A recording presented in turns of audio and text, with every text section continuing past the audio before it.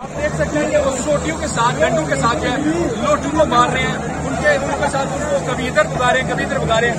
ये क्या मामला है, ये आप एक साथ देख सकते हैं। क्या होने जा रहा है, ये क्या लोटा है?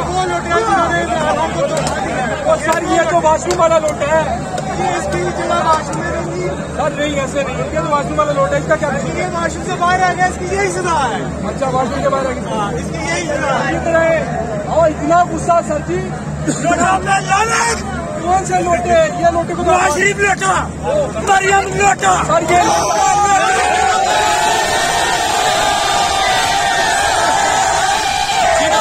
जी नाज़रीन,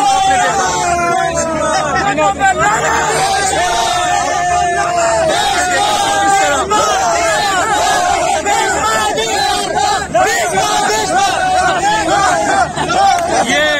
ये जो है ये देखें, ये लोटा है, इसकी इन्होंने मार मार के ये हालत कर दी है।